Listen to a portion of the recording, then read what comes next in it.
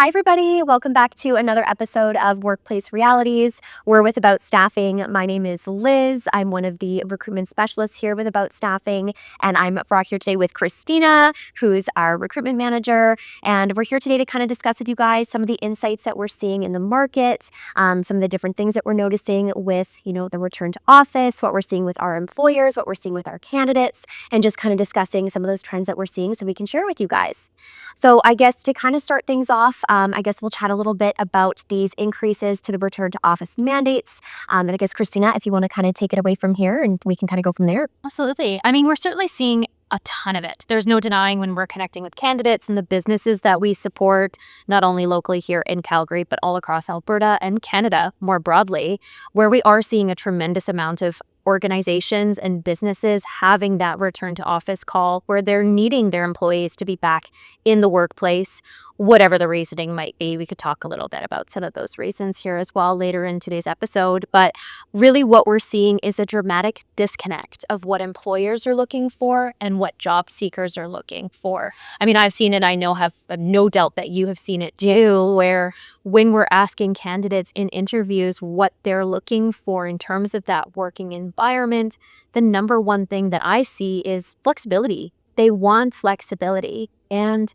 what that is meaning to them is they want option for hybrid. They want to be able to work from home, especially in Calgary. We hear it all the time that when the roads are awful, they don't want to drive into the workplace and be stuck on Deerfoot for hours at a time. But I probably see 90% of candidates asking for that hybrid or even fully remote. Like, are you seeing that too? Absolutely. It's been something that's come up a lot recently. I would say, honestly, since COVID, I would say there's been a huge spark in that.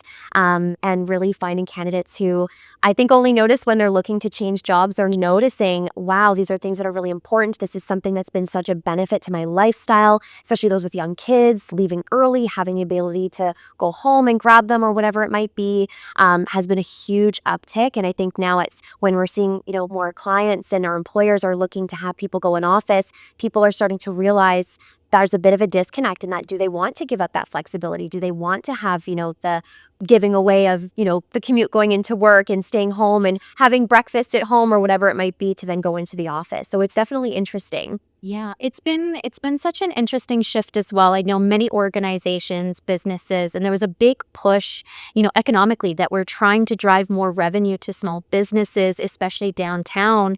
Downtown Calgary especially became such a ghost town during COVID, and there were so few people coming in and actually visiting the small businesses, the coffee shops, the places that people are walking to for lunch.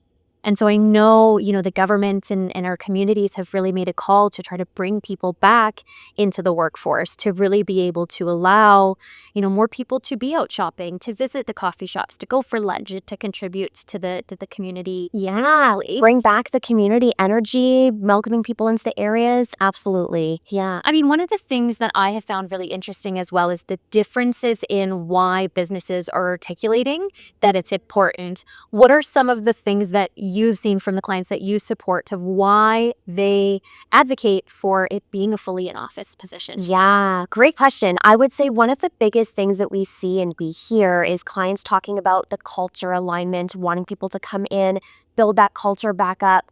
Not that you can't have a culture in a remote capacity, but it's different being able to go into the office, have a chat over coffee or at the water, area, you're chatting over that. Water cooler drama. Being able to, connect with coworkers, have a sit down over lunch or whatever it might be.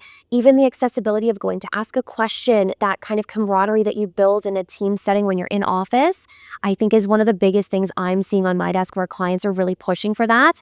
I think, again, over COVID, there was a little bit of that distancing from that. And yes, there's Teams and there was ways to connect virtually, but I think that level of that team spirit and that culture might have been lost a little bit in the employer's eyes where they want people back to welcoming people in and creating this engaging environment where people can come in and feel that energy. So that's one of the biggest things I'm definitely noticing. I don't know if it's similar for you as well. I mean, absolutely. That's one of the big reasons that many organizations are kind of articulating that as the reason for it. I think there's a lot of contributing factors that go into that. I actually had a very interesting conversation with a client just yesterday, actually, regarding, people on the job market, employees, this disconnect, but also another layer to this being how people, job seekers, and employees specifically have shifted in terms of their approach to the workforce and to the working world.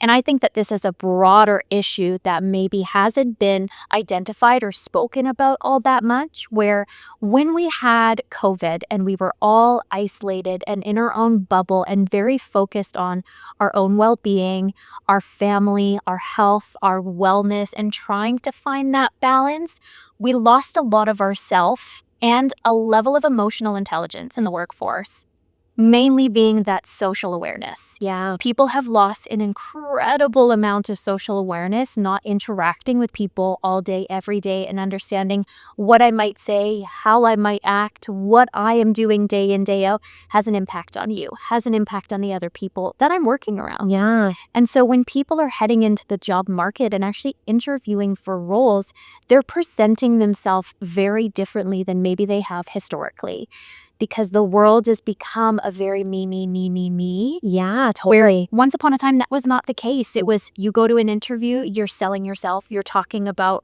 why I'm best for this job, what value I can bring. Yeah. Whereas now, it's completely different. Yeah. Where it's what's the package? What's the benefits? What's the flexibility? What's in it for me? Yeah, totally. And not to say that there's a negative element to that. It is important to make sure that work and life mesh well together and that you're happy and you're healthy and doing what you're doing. Yeah. But that's one small piece of the puzzle for it to be a mutually beneficial relationship. Yeah. So I think that this call to office has so much more factors to it that really does impact that culture, productivity, trust. Yeah. I think that's a big one. Yeah. That whether or not employers are articulating it, Yeah. they've lost trust in the workforce. Yeah. Have you seen that too? Absolutely. Yeah. And that's a great point because it is something I think sometimes it's things that are intangible that aren't necessarily so plain and clear where it's this is the only reason and this is the exact answer. And also finding a way to be mindful of how we're articulating that to job seekers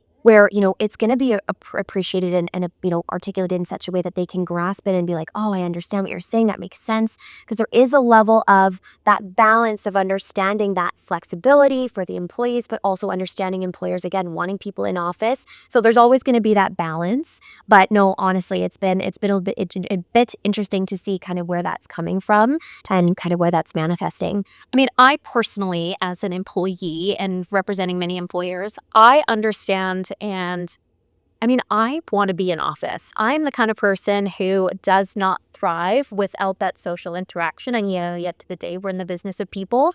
I think that's kind of, goes with it, right? Well, yeah, absolutely.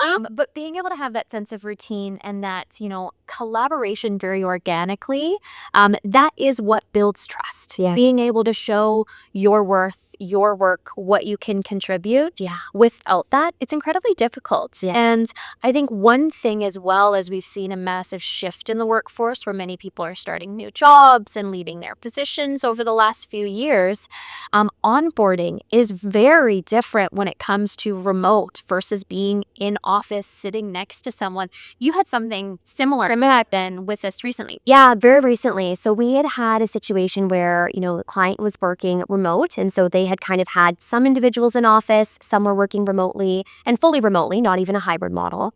And what had happened was this candidate had been starting a new role, had been in person, starting in the office, and their kind of trainer, the onboarder who was going to be coaching them, was working fully remote. And so it was this dynamic of having somebody in office trying to be there physically with the systems physically, learning all of these different pieces, and then having the individual coaching them and training them being fully remote. So whether that was over phone calls, if that was over, a Teams meeting, but there was a level of disconnect in trying to show how to use these softwares when they weren't there, or even something as simple as, let's get your phone set up. Let's get this situated for you so that you can jump in and get, hit the ground running.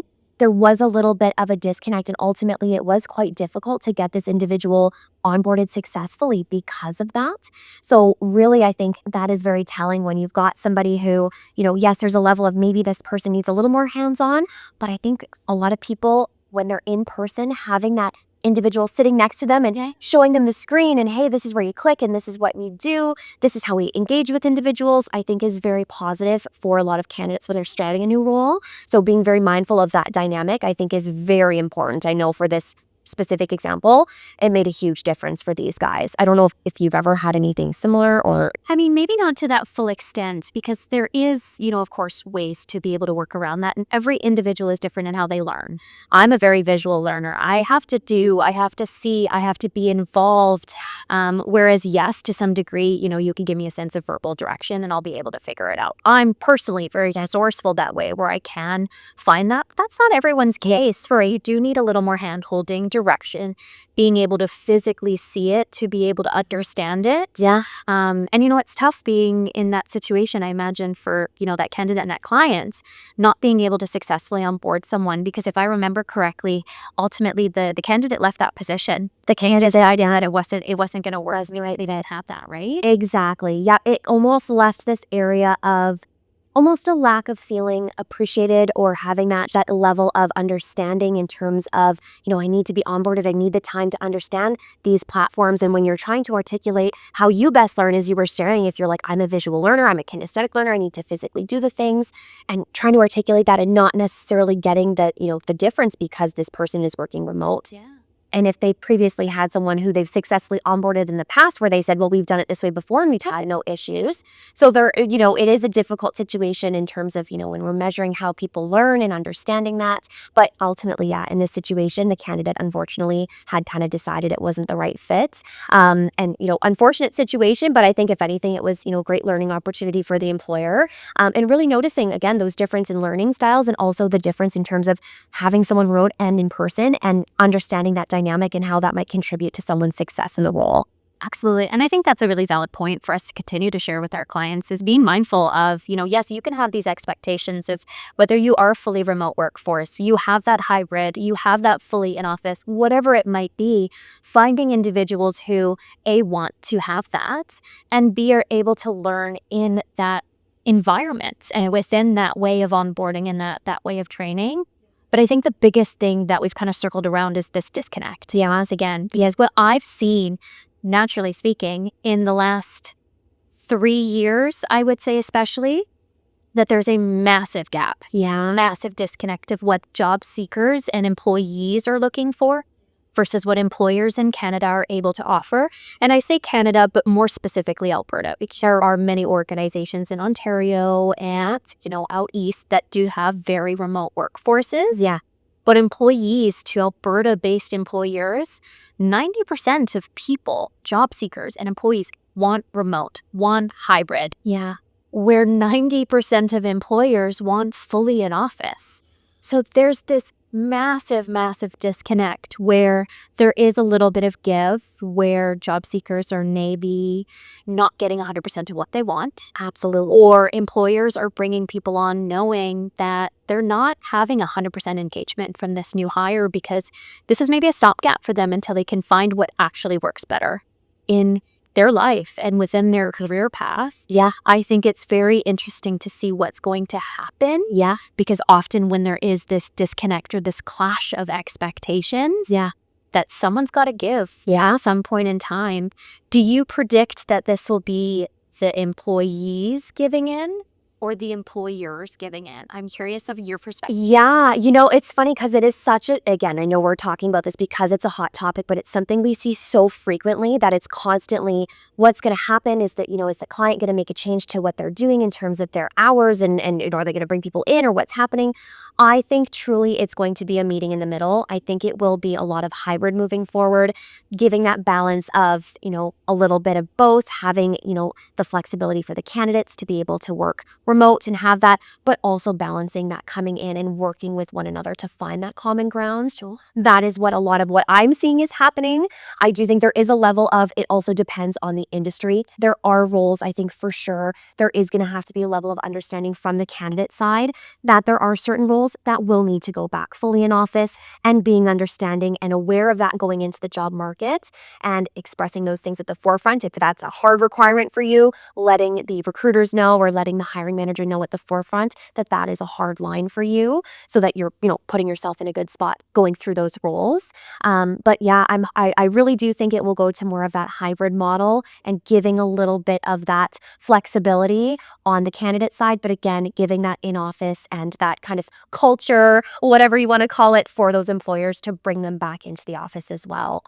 Yeah, I'm interested to see because I don't know that I necessarily agree. Yeah. I don't know if the employers are going to naturally get. To I get, think yeah. eventually in time, Yeah. but I think seeing how much we've shifted from fully remote Yeah. to fully in office, Yeah. there's a reason for that we've gravitated back towards that. And employers are really calling the shots. Yeah. They're the ones who are making these decisions and having these opportunities. And they might give a little bit when they put up a posting and no one is applying for it because it's fully in office. Yeah. But I think in time as well, employers are going to get a little bit more desperate depending on how unemployment rates continue to go and how competitive the market continues to get. I think employees and job seekers are going to be a little more inclined to give in to whatever is available to them and compromising in those expectations and what they're willing to do.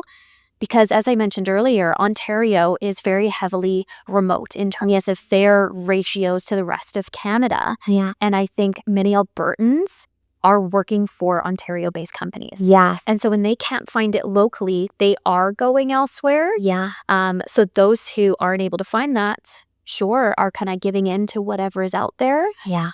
But I mean, you could be very right in the sense that employers might give because our Alberta workforce is working elsewhere. Yeah. It's possible as well. Yeah, it's hard to say. It is one of those situations where it will be see what happens over time. And it's like you said, there's a lot of people locally in Alberta who are working in BC remotely, working in Ontario remotely, because they're not finding a lot of those opportunities necessarily here in Alberta. And if that is the number one priority for them and something that they are wanting to target, they will put that at the forefront and they will look to find it. So to your point, exactly, they might say, you know what, if I can't find it here, I will look elsewhere.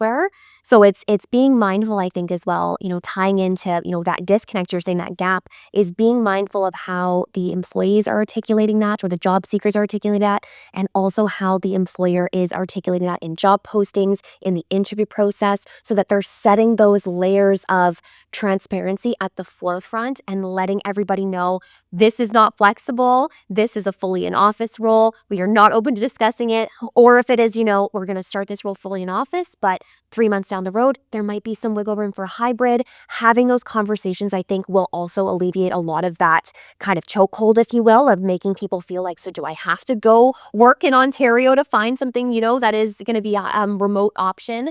I think that transparency is going to be very important. I know we've had lots of situations where we've had to have a lot of these conversations and navigating, For sure. letting candidates know what the client is looking for, letting our employers know what our candidates are looking for.